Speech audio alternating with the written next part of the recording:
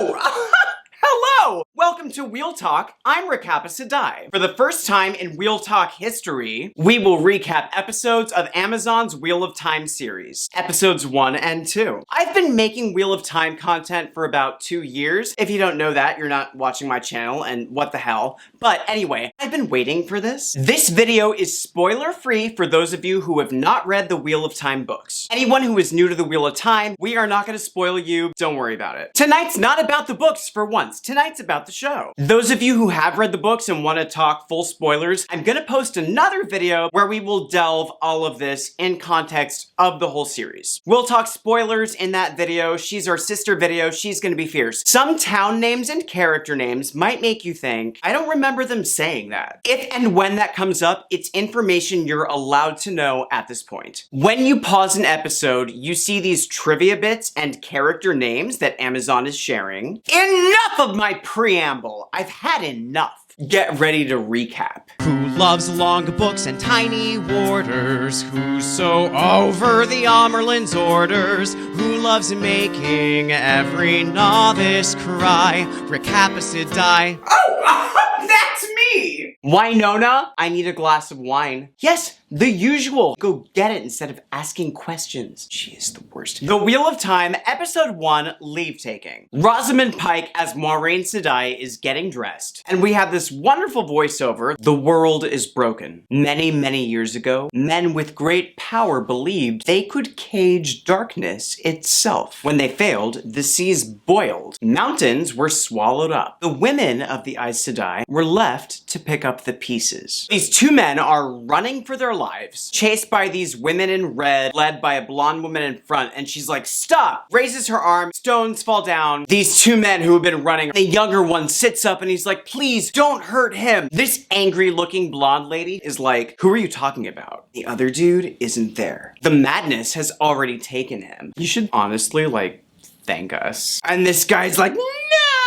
Moiraine Sedai on a cliff, watching stuff. Or maybe Moraine's just hearing stuff. She's like, it's not him. And Lan, her warder, is like, are you sure? Because maybe it's him. It's not him. Let's go to the Two Rivers. Road trip. We cut to a bunch of women standing on a cliff in some sort of ceremony. Egwene Alvear is being initiated into the women's circle, as is tradition in the Two Rivers. Their leader, Nynaeve, walks Egwene up to the edge of the cliff. Be strong, Egwene. Trust the river. And then she shoves her off the fucking cliff. And Egwene's like, what? Rand and Tam Althor are walking toward the village. For the celebration, honey. Everyone loves Beltane. Everyone. They hear wolves, and Tam's like, yeah, the wolves are coming down from the mountains. It's not great. Oh my goodness, thank you so much, Wynonna. It's so funny because every time you finally bring me my wine, I'm like, I thought she'd forgotten about me, but it always turns out you're just so slow. Pumpkin, did you come in when I mentioned the wolves? This is my warder, Pumpkin. She's not happy that I'm not playing with her. Next, we're in the Wine Spring Inn. Matt Cawthon is gambling and losing. There's talk about a war in Geldon. Danya, the woman they're playing with, wins the pool of money. She walks away and the camera cuts to her bracelet, and Matt's like, I'm gonna go hang out with Danya. Egwene enters the inn, and everyone's like, yes, Egwene! You're a good warder, but I gotta finish this. Lan enters the wine spring. Everyone goes silent. Nynaeve is like, who the fuck are you? I'm Lan Mondragoran. This is Moiraine. And Moiraine walks in, and she looks like this, except, you know,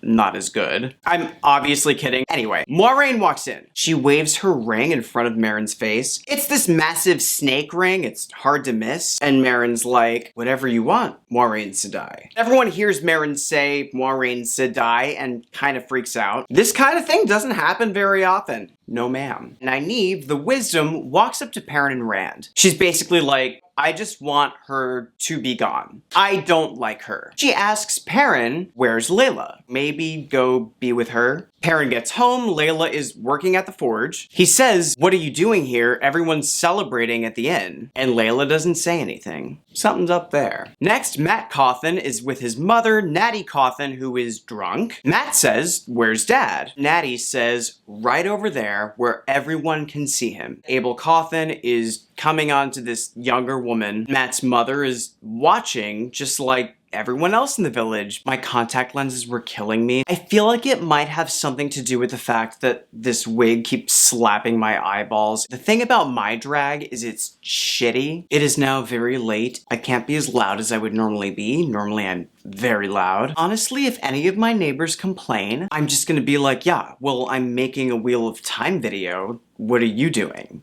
Sleeping? Back at the Wine Spring Inn, Marin is talking about the rumors of war. She leaves Rand and Egwene alone to do the dishes. Lan gets into a bathtub with Moiraine. It's not a big deal. It's not about Moiraine being like, oh hey, you're naked. Rand and Egwene have finished their sexy time. Egwene can't tell Rand what happened at her ceremony, but Rand's like, can you just tell me if it was good or bad? It was good. Also, Nynaeve kind of asked me to be her apprentice. Rand says, it's a lonely life, being a wisdom. Rand leaves and he's not thrilled. We see a cloaked, mysterious, creepy rider approaching the Two Rivers. Very Lord of the Rings, nothing wrong with that. Then Podon Fane, the peddler, is riding into the Two Rivers. He's like, Merry Beltane, Merry Beltane. No sweet sticks for you, get away from my cart. No sweet sticks, get the fuck away from my cart. Merry Beltane. Mat goes up to Podon Fane. He tries to sell the peddler the bracelet he stole from Danya. Podon Fane's like, yeah, the thing is, I don't think I can sell that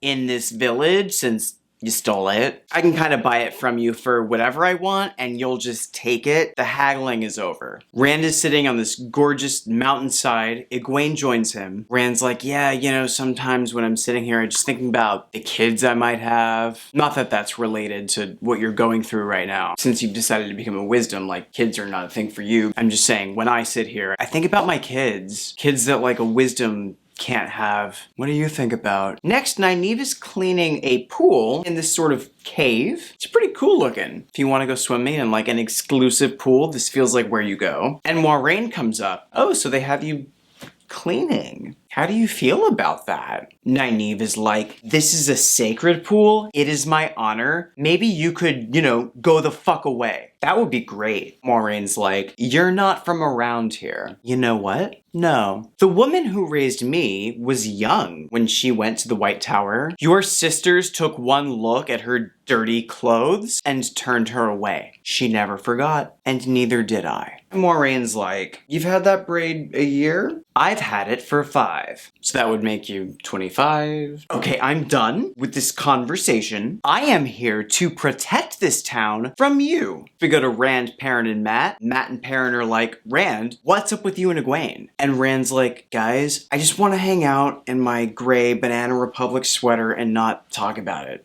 I like that sweater, I don't care what people say. Egwene and Nynaeve stand on a bridge. The wind is howling, and Egwene says, it sounds wrong. Rand and Tam head their own way back up the mountain. Beltane seems to have a lot of similarities to the Day of the Dead. In the next scene, Rand and Tam are talking about how to honor Rand's mother. Rand says maybe we should be back at Beltane to light a candle for Mom. And Tam says doesn't matter where we light it. The whole point is to bring her spirit back to us. We see Two Rivers folks sending these lantern boats onto the water. Marin is rallying the Two Rivers. She's like, come on folks, get your hair out of your glasses. Let's give them something worth coming back for. They're dancing, they're high-fiving as they're dancing. It's adorable, it's fun. Egwene high-fives her dance partner. All of a sudden her dance partner is like, and Egwene's like, Tom, what's wrong? And then she realizes he has a blade spiking through his chest. So that's probably what's wrong. So Egwene starts screaming and freaking out, and everyone else notices monsters with animal heads and sort of human-ish bodies, but also like really furry and just like freakish looking. They all start showing up, and everyone's screaming and everyone's freaking out. The guy Egwene was dancing with is definitely dead. Mat runs home and he asks his mom, where are the girls? And Matty Cawthon is like, oh, I don't know. I think they were like here a second ago. Mat's like, where are the girls? It's a shame it's so late here in New York because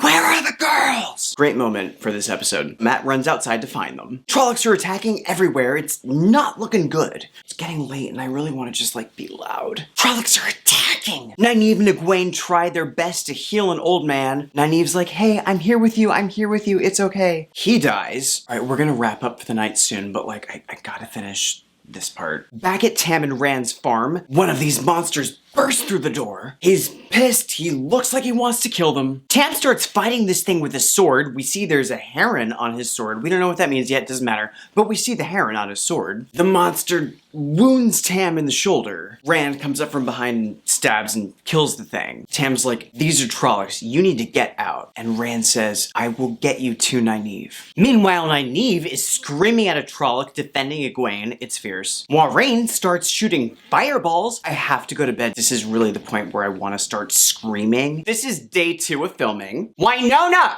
I need a glass of wine. Yes, the usual Wynonna. I always want the usual. That's why it's the usual.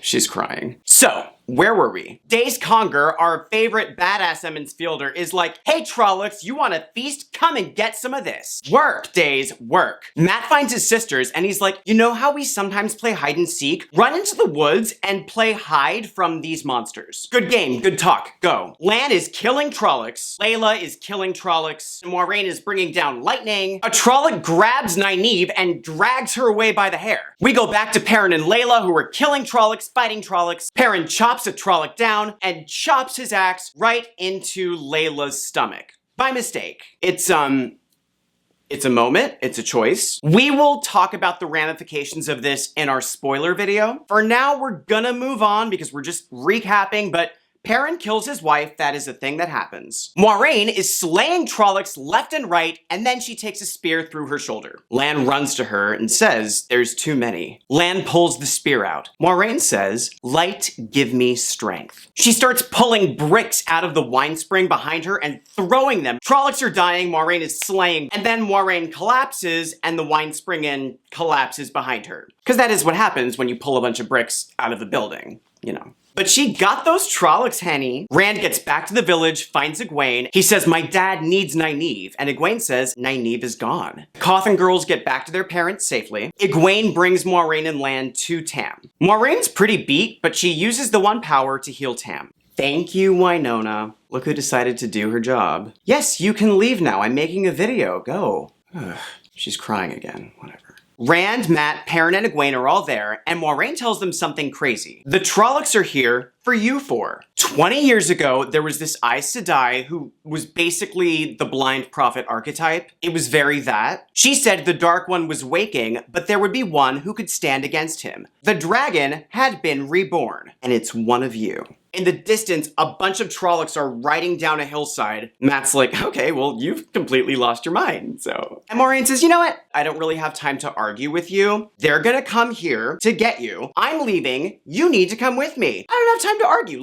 I'm just gonna go. So she leaves, and they follow her. And as they ride, we get this Moiraine voiceover. I like this part. This is an iconic line from the books. I was so happy to hear it. The wheel of time turns, and ages come and pass, leaving memories that become legend. Legend fades to myth, and even myth is long forgotten when the age that gave it birth comes to pass. In one age, called the Third Age by some, a wind rose in the mountains of mist. The wind was not the beginning. There are neither beginnings nor endings to the turning of the wheel of time. We see the horde of Trollocs coming down the mountainside, but it was a beginning. I live. And then we cut to black, and that's the end of the episode. We did it. Look at us. Enough of me celebrating. We have another episode to recap. I can't be wasting time rambling. Wynonna! We're doing another episode. Yes, that means I need more wine. Go. Episode 2, Shadows Waiting. We get this fantastic cold open with the White Cloaks. We were in a camp of tents. Aemon Valda is sitting at a table. The front of his tent is open, so we can see what's in front of him. This little boy brings him a covered dish, and he says, this is a reward from the Lord for your victory today. Valda uncovers the dish, and it's this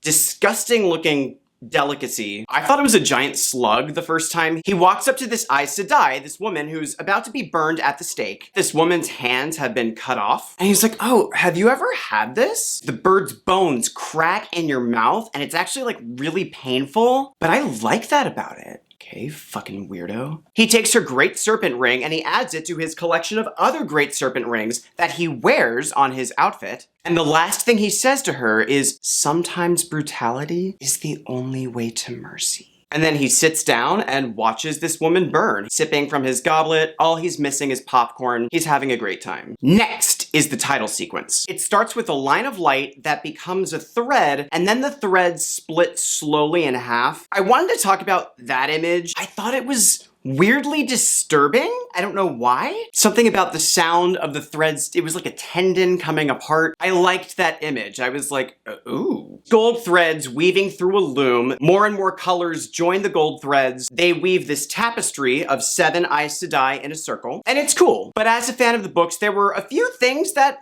I would have liked to see done differently there. I hope we get to see it change over time. I hope the tapestry becomes different things. Anyway, Moiraine's carpool is riding on a beach. They're being chased by Trollocs. They reach a town called Tarn Ferry. Moiraine wakes up the ferryman. His name is Hightower, and she's like, we need to cross the Tarn immediately. Hightower is like, yeah, no, we'll cross it. My son is on his way. We'll do it. Moiraine shows him a bunch of gold, and she's like, yeah, I'm sorry. When I say immediately, I mean immediately. Hightower's like, okay, guess we're crossing immediately. As they take the ferry across the river, Trollocs arrive at the dock. Trollocs hate deep water, so they all get to the dock and they're like, ah, fuck. There's a murdraw leading them. It screeches. And on the other side of the river, Hightower's like, what was that? Moiraine's like, oh, that's just some Trollocs and a murdraw. We'll take you safely to the next town. Hightower's like, fuck that, my family's over there. My son is on the way, he'll totally die, please help me. And Moiraine's like, nah, sorry dude, if you go, oh, where's my wine? If you go back, they can follow us, so that's a hard no. Lan cuts the ferry free, Moiraine channels a whirlpool to swallow it up, and Hightower's like, no, please do not do that. You Aes Sedai are monsters. And then he chases his ferry into the whirlpool, and he gets swallowed up, and he drowns. And Moiraine says, "'Kay, let's go." Moiraine's carpool rides the next day. They find a place to rest. Moiraine uses the one power to heal the horses. Lan's like, maybe save your strength for you? You've been doing lots of badass stuff lately, like that's exhausting. We cut to the 4 Emmons Fielders, and Matt's like, it's a good thing Nynaeve's not here. She would be hating on Moiraine so much. And Egwene is like, yeah, I watched the Trollocs drag Nynaeve to her death. So, thanks for being so sensitive about that, Matt. They talk about the dragon. Moiraine interrupts them. She's like, you don't know anything about the dragon. Go to sleep. Then they're all sleeping, except Rand. Moiraine wakes up Egwene and leads her off. Rand's like, what? Moiraine leads Egwene away from the others, sits her down, and she asks, what do you know about the 3 oaths? Egwene's like, they're promises the Aes Sedai make. Don't kill, don't lie. Moiraine's like, no, wrong. I want exact words. Words matter. Egwene's like, okay, well then, I don't know. So Moiraine lists the 3 oaths. 1, to speak no word that is not true. 2, to make no weapon with which one person may kill another. 3, this one is really specific. Never to use the one power as a weapon, except in the last extreme defense of her life, or the life of her warder, or another Aes Sedai. The oaths are bound by the one power. Aes Sedai literally can't break them. By the way, I didn't kill that ferryman. He did that to himself. Egwene's like, he just wanted to get back to his family. And Moiraine's like, yeah, and if he had, what do you think would have happened? The Trollocs would have killed everyone in the village.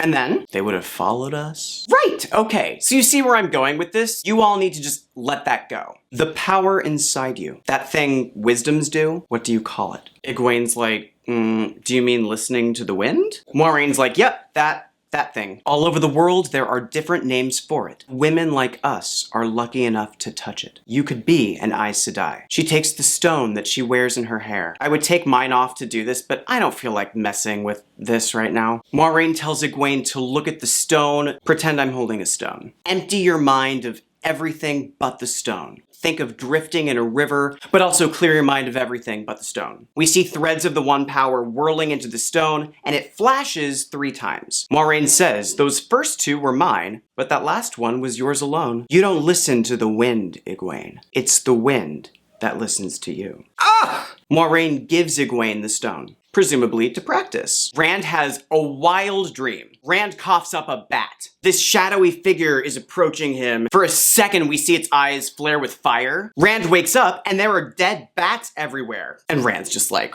what? Not great. This was not a good dream. Perrin, Mat, and Egwene are all near him. They're having similar reactions. Rand asks Moiraine, did you put this in our dreams? Because that is messed up. Moraine's like, whoa. All 4 of you saw this? If it happens again, tell me. Dreams have power. Rand's like, yeah, no shit. What does this mean? Where are you taking us? Why should we trust you? Maureen's like, you know what? You want to go your own way? Knock yourself out. I am out of patience. I'm trying to fucking save you guys. Maureen goes and Egwene starts to follow her. And Rand's like, why are you following her? Did she tell you were the dragon last night? Egwene's like, no, I'm following her because I'm not an idiot. She follows Maureen off. Matt says to Rand, hey, I mostly agree with you about Maureen. I mean, fuck her, but also she can shoot fireballs, so maybe you don't piss her off so much. Maureen's carpool rides. Lan reports there are White Cloaks ahead, and Maureen is like, everyone be cool. They come across this group of White Cloaks. Jeffrey Bornhald, the guy in charge, is like, are you going to Whitebridge? Maureen's like, yeah, my sister's in the city. Bornhald says, it's dangerous. Maureen's like, yeah, well, witches don't concern us. Bornhald's like, okay, you can go. Oh, wait, just kidding. Our questioner wants to talk to you. Eamon Valda comes forward and starts examining Maureen, basically groping her. It's gross. He's gross. We already hate him, but now, like, come on, dude. And he asks Lan, where did you say you were from? Lan says, I didn't say, but I'm from the borderlands where we keep our hands to ourselves, lest we lose them. And Valda's like, I don't care what you think, I do what I want. Valda says 8 sisters were dispatched for Logain. These Aes Sedai, they get in everyone's business, and then they end up dead. Valda finds the wound in Maureen's shoulder.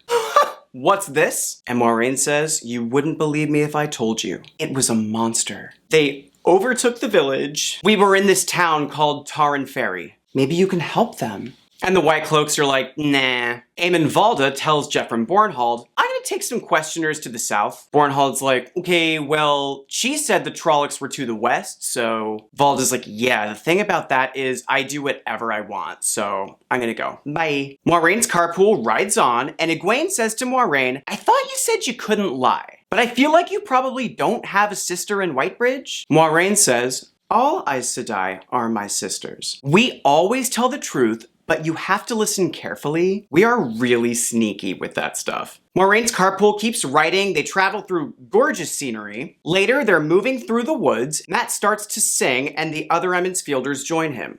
These are the words of the chorus. Oh, sing, sing of Manetheren. Oh, weep, weep for the blood of Aemon. Oh, cry, cry for Manetheren long ago. Maureen says, it is good to remember Manetheren. Matt's like, okay, it's just a song, lady. Calm down. And Maureen tells the story of Manetheren's fall. I love this part, but I'm not going to recap it here, because if you want to watch an excellent recap of the Weep for Manetheren speech, you need to watch the Lego Manetheren video. It's not even worth me recapping it here, because you should just go watch that. I will link to it. You need to watch that. So she tells the story of Manetheren, and then they arrive at some ruins. Maureen tells Lan, if you're thinking of taking us into that place, the answer is no. Rand and Egwene gather firewood, Rand's being weird, and Egwene's like, do you want to talk about it? Rand's like, no, you've made your decision. What do you want from me? And Egwene says, I want you to look at me and not hate me, and maybe not be such a dick right now while we're in this crisis. And Rand says, I could never hate you. Then we see Perrin getting water from the river. He examines the wounds on his leg. Wolves surround Perrin. One of the wolves comes forward, licks the gashes on his leg, and then the wolves leave. That night, they're all sleeping around their campfire. Egwene wakes and she sees a Fade on a cliff. The Fade screams, everyone wakes up, mounts up, rides off. Trollocs chase them through the trees. Egwene's horse, Bella, just stops. They've come to this huge wall with a fissure splitting it in two. Lan leads them through it into a ruined city. It's been mentioned that the name of this place is Shadar Logoth, and Egwene says, Shadar Logoth, that sounds like the old tongue. Lan explains that it means shadows waiting. Oh, that's the name of the episode. It was a fierce city during the Trolloc Wars, but they sealed themselves away and then everything got shitty. Don't touch anything. Moiraine's wound is not doing so well. She's barely breathing. Lan carries her into a temple and the others follow. Rand walks outside, checks things out. The city is pretty, but also spooky. Egwene joins Rand. They look at the view together. Seems like they're cool now. Back in the temple, Mat and Perrin are hanging out, having a really nice conversation. Mat takes out this knife,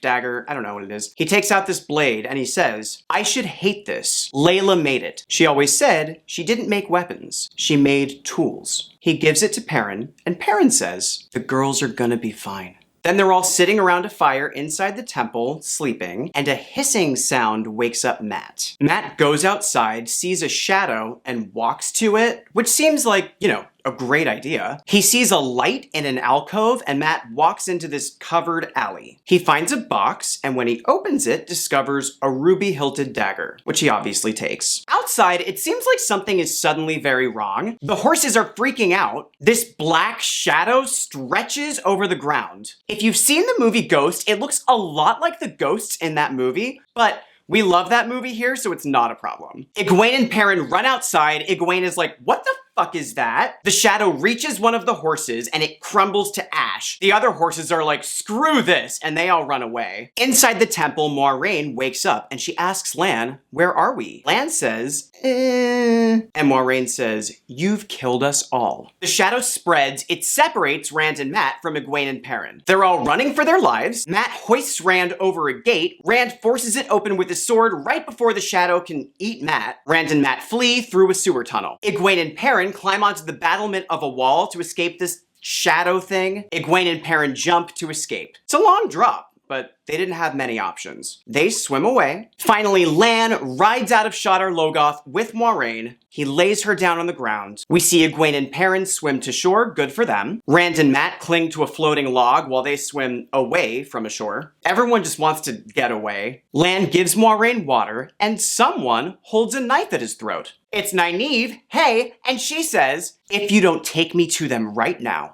I'll slit your throat." Yes! Yes! Great ending. Great ending. Oh, man. I love that ending. I love these episodes. I love the beginning of this show. I am so excited. Before we go, I want to thank all of our Patreon members. This video is brought to you by Patreon members. We will do our Patreon shout out soon in a future video. If you can like the video and subscribe, that would be fabulous. It helps the channel. We need it. If you aren't listening to Tarvalin After Dark, which is a podcast I do with Nablus and Jess the Amerlin, what are you doing? You need to be listening to that. Anyway, enough of me talking. I've had enough.